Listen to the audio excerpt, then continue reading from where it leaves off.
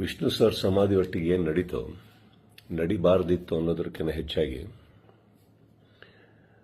ಒಂದೊಂದು ಅರ್ಥ ಭಾಳ ಚೆನ್ನಾಗಿ ಮಾಡ್ಕೋಬೋದು ಇಲ್ಲಿ. ಏನಂದರೆ ಒಬ್ಬೊಬ್ಬರಿಗೆ ಒಂದೊಂದಿಲ್ಲಿ ನಮ್ಮದೇ ರಾಜ್ಯ, ನಮ್ಮದೇ ಊರು, ನಮ್ಮದೇ ಕಲಾವಿದರು.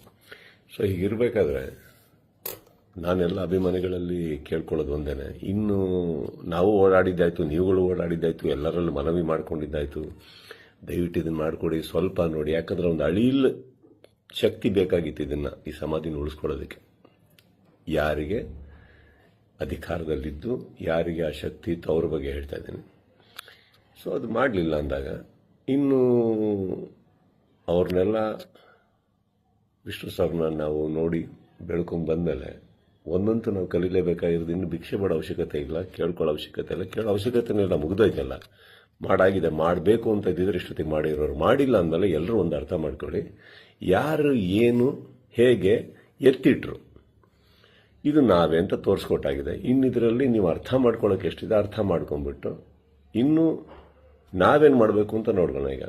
ಈಗ ಮೊನ್ನೆ ನಾವು ವೀರಕಪುತ್ರ ಶ್ರೀನಿವಾಸ ಅವ್ರ ಥರನೂ ಮಾತಾಡ್ತಾ ಇದ್ದೆ. ಅವರು ಒಂದಿಷ್ಟು ಯೋಜನೆಗಳು ಹಾಕ್ಕೊಂಡಿದ್ದಾರೆ, ಆದಷ್ಟು ದೊಡ್ಡ ಒಂದು ಪ್ರತಿಮೆ ಕಟ್ಟಬೇಕು ಅಂತ ಇದ್ದಾರೆ.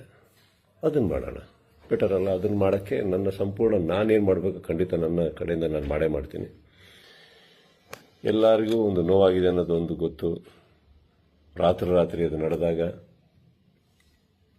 ಹೇಳಿತನವೂ ಹೌದು, ಮಾಡಿದವ್ರದ್ದು ಬಿಡಿ.